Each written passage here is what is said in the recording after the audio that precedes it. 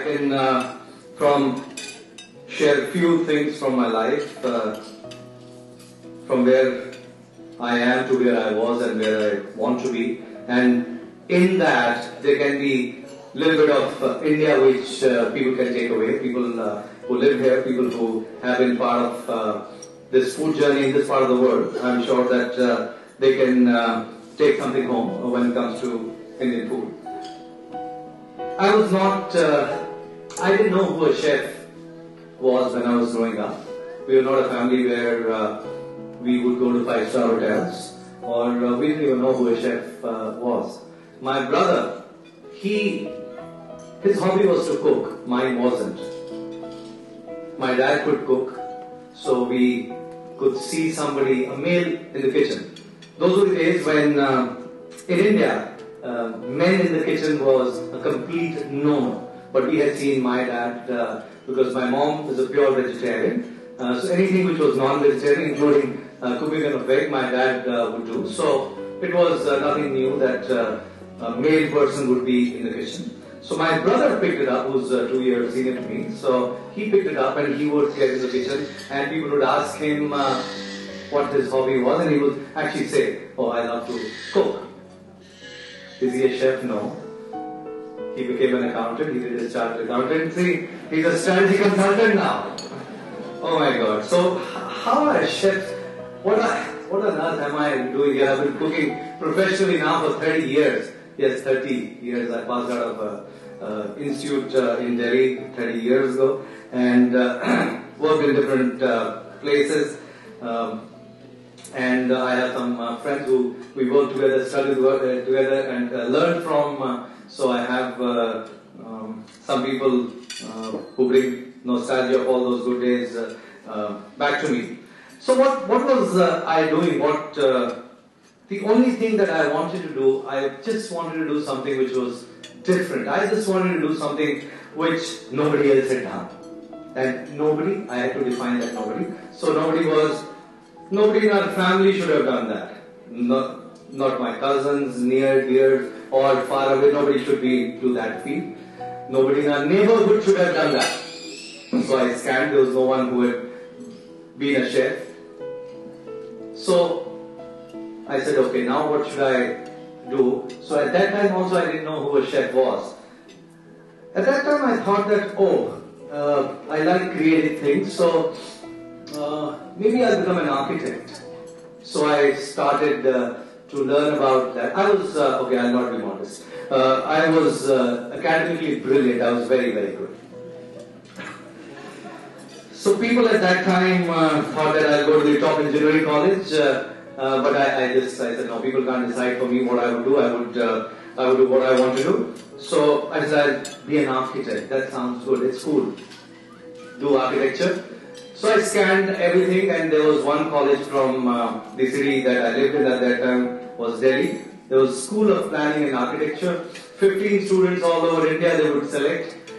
And I said, good chance, no problem. 1 in 15, fantastic. Okay, I can get in. I didn't apply for anything else. I didn't do, so people said, oh, so you're not, we have a premier engineering college, IIT, you're not appearing for that. I said, no, engineering, no way. I do architecture. That too from SPA, School of Planning and Architecture. And here was, I appeared for my entrance exam, I did all of that, and I was cool, yes, this is what I will do. And suddenly reality hits. I was waitlisted there.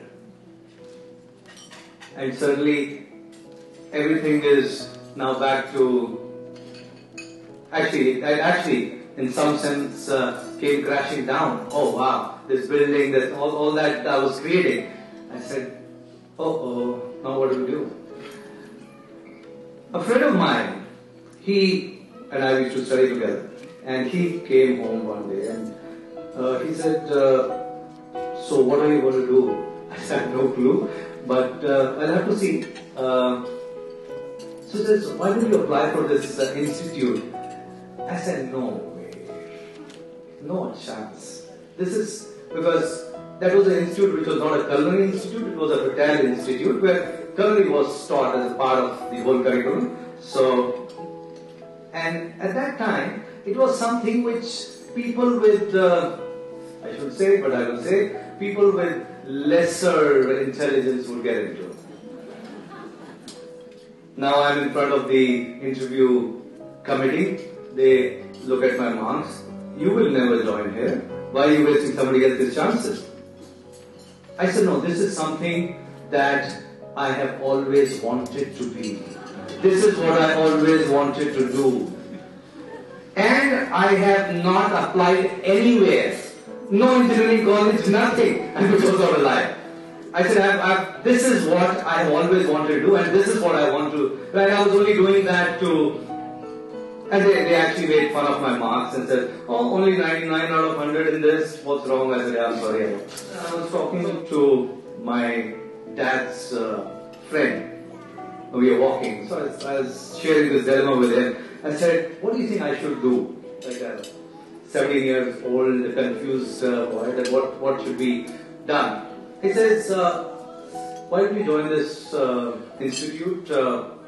And I said, why would you say that? Architecture was considered a very good field at that time, and hotellerie studies were not at that time. So he said something to me. He says, all said and done, you were waitlisted in architecture. And in this institute, there may not be too many people who would be at your level. I said, oh. Then he said something which stuck in my head, and he said, it's better to excel in a mediocre field than to be mediocre in an excellent field. Architecture was excellent, and this was considered mediocre. I took his advice, I joined this field. Now that is something which always bothered me, that I am getting into a field which is perceived to be mediocre. This is something which is very, it would actually hurt me that this is not what I want to do. Either I will change this or I will get out. So I was very clear. So first day, when I finished the institute, I was selected, went to this hotel chain that I was selected in, and I asked the executive chef there. I said, sir, how, after we were introduced, 6 of us, batch of 6 kitchen executive trainees, so we are taken to this executive chef's office, young chef. I said, sir, how old are you? First day in hotel. He says, I am 40 years old. Why do you ask? I said, I just want to check how long does it take to become an executive chef in a large hotel. He said, let me tell you, I am one of the youngest executive chefs. So it takes about 20 years.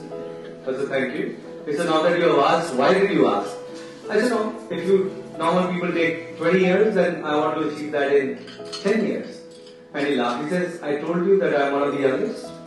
Why do you... I said, no, it's okay. So somebody said he talked about a goal. That if you don't know where you're going, all roads will take you there, right? So I wanted to know where I was going. So I said, I will become an executive chef of a large hotel in 10 years. And he said, how do you plan to do that? As people work 8 hours, I work 16. That's it. Simple maths.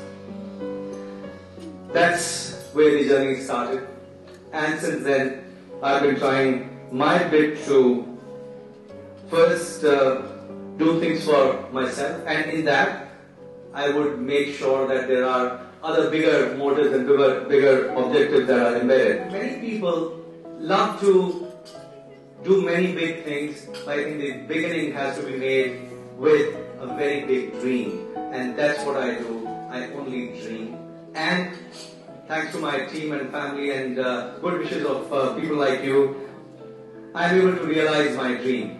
The reason I'm here is people have seen a dream which is Spice Out, which I think is something which would be born today, but that is something which I'm sure would become and grow into such a big thing that when we look back after a few years and say, you know what, this is what we talked about. We had nice lunch and there was a small magazine called Spice Out. Who knew that it would become so big?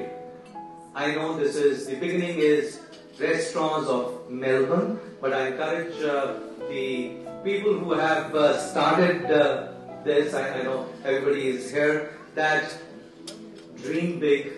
Don't look at making Spice Out the biggest restaurant magazine for Melbourne, for Sydney, for Adelaide, Australia. Think global. Think you can do it. And I guarantee, if you can convince yourself that this is what you can achieve, and if you show that passion that this is what you want to do and achieve, I guarantee I will bring right now 1/6 of the world to you. That's population of India. So people who are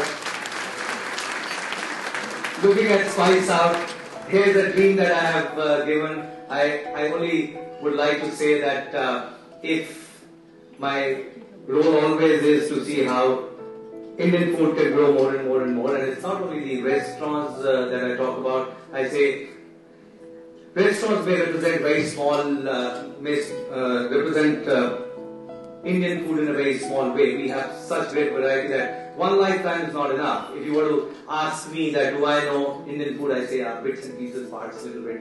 I know whatever I've eaten, I would know, but there's so much that I don't know. And this is somebody who spends every second of his life with food. So if I'm saying this, so that's the complexity of food.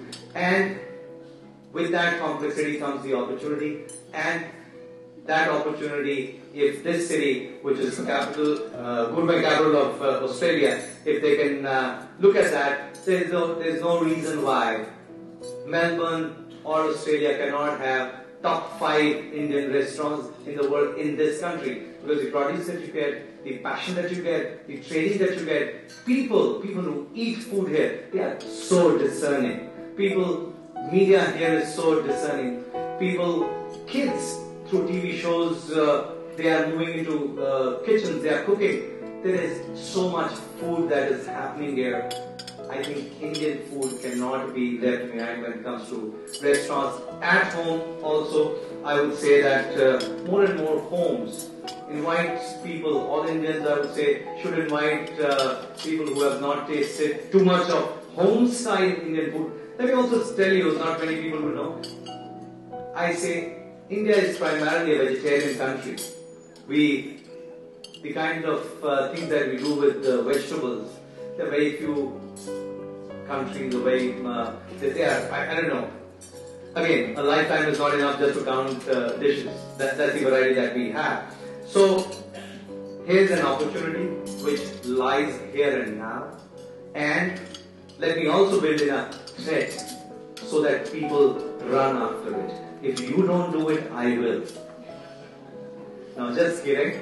I would want to see that this category grows, and I'm sure it will. And with this Spice Out, I think it's a great thing that so many like-minded people who can be brought in through Indian food into this lovely place.